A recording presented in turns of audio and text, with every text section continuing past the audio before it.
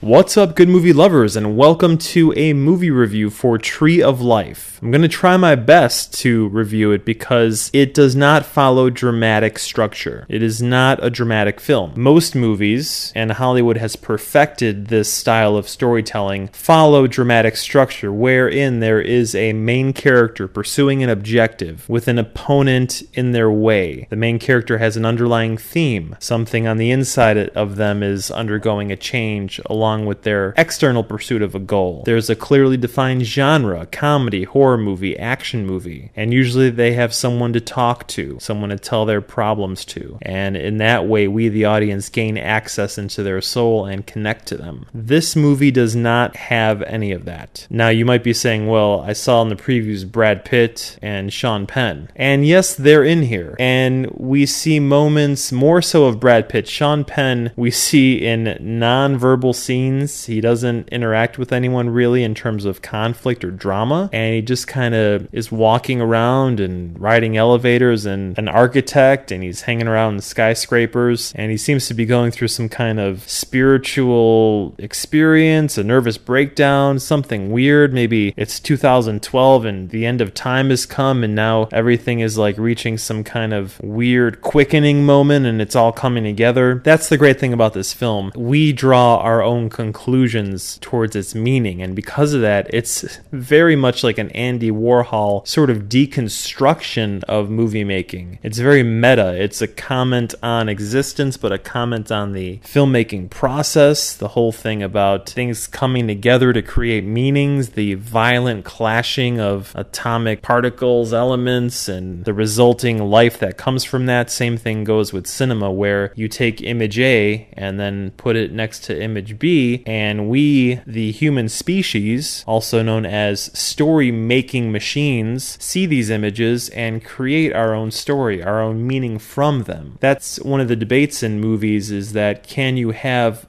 truth captured on film? The only way to really do it is to just put a camera on a tripod, press record, and let it go. Even then, the level at which it's placed on the tripod, the angle that it's at, that indicates some kind of perspective. So can you have a perspective-less filming of anything? The minute you change the angle, the minute you go in for a close-up and make an editorial cut, now there's intention. There is a perspective being put in of the filmmaker of, hey, I decided to cut it here. When I cut here, now you and the audience are going to react and think a certain kind of way. This film really kind of ignites that idea of, when we watch something, who's really influencing who, and how do I take the meaning from this? If I had to compare this to existing movies, I'd say it's a combination of Koyaanisqatsi, the final act of 2001: A Space Odyssey, and there is very minimal human interaction / possible drama that very much seems like A Boy's Life. The 1990-ish, somewhere in there, 95, 6, 7, Robert De Niro movie where he played an overbearing father doing more harm than good to his son as he's trying to teach him about life and make him become a man, and you must follow my rules kind of thing. Terrence Malick is the director, writer, creator here, and he very much has a Stanley Kubrick-ish kind of history in terms of his career, not as breakout and popular as Kubrick. Malick made a name for himself in the 70s with the movie Badlands, starring Martin Sheen and Sissy Spacek. He made another film after that, I believe it was called Days of Heaven, that was pretty big in its scope, but kind of alienating in its topic. It was critically well received. After that, he took a long break. His next big movie was A Thin Red Line. Kind of makes a movie whenever he feels like it, every 5, 7, 10 years. And this is his just meditation on life. Let's just explore on the big screen some thoughts about existence. It's a coup d'etat in a lot of ways because it comes out of nowhere to surprise you when you're in the audience. I didn't do any research on it. I heard that it won the Palme over at the Cannes Film Festival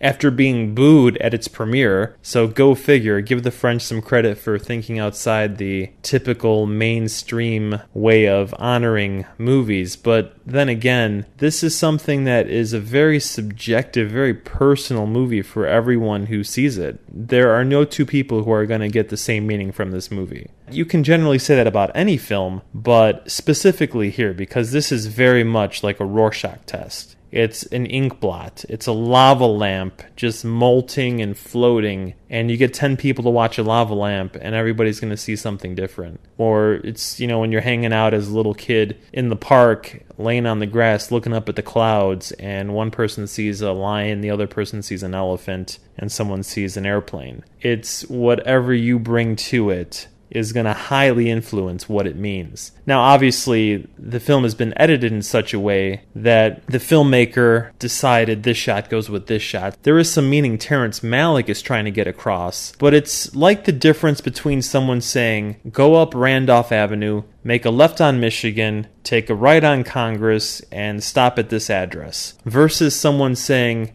go in that direction. Go west. Yeah, that way. You'll find something. This is way more open and not specific in terms of what it's supposed to be. And that's pretty much all I can say about it. There is no true dramatic structure to it. It does not have a beginning, middle, and end. Obviously, it starts up and it ends, but there's no story that you can follow to an emotionally satisfying climactic resolution of any kind of goal. It's just kind of like life. It's open. It means whatever it means to whoever's observing it in whatever location, in whatever time, from whatever experience they bring to that moment. While it does start with the promise of drama, maybe with this family, Brad Pitt's a father who kind of gave up on his dreams or got distracted, and he's got this great family, but he's kind of miserable and he passively aggressively abuses them. So he's working a job that he doesn't really like, but he's doing it because he's supporting his family. But it's never really spoken, which is a great thing. There are some really great moments that are just captured purely visually. A look here, a reaction here, and his son starts getting violent and acting out. Then we cut to Sean Penn, who's the son in the future, and again, we don't really get any story from him at that point. Then towards the end, there's this reunion of all these life forms. You see the family, you see the future version of the son, and again, there's no dialogue. You just sit there thinking, okay, what does all this mean? It combines with a lot of imagery that's very much like Koyaanisqatsi, which is this film in the 80s, one of the first to just take beautiful pictures of landscape and take moments of human life, speed them up, slow it down, time-lapse photography, cut these images together, add a score by Philip Glass, and for an hour and a half, we're sitting there visually tripping. It's LSD at 24 frames per second. It's as if we're trying to have like a peyote-induced tripping opening of insight, wisdom, enlightenment by turning off the logic part of our mind. The first 20 minutes, it's very interesting. I know I was sitting there and I was fighting to just put some meaning in here and just, what is this all about? And my logic brain going nuts, just jumping around like I have to have some kind of structure to this. But after a while, it starts to get soothed and it gives up. And now this other part, this primal, sort of just ancient, tribal, non-linear side of humanity emerges, and you just take it in. Whatever thoughts and feelings come up, you just go with it, and it's really an interesting film in that respect. You don't really get a chance to see something like this on the big screen that often. It was released in a limited kind of way, but not in a only art house theater kind of way. Sitting with other people in the theater, it's really interesting because if you see a typical film,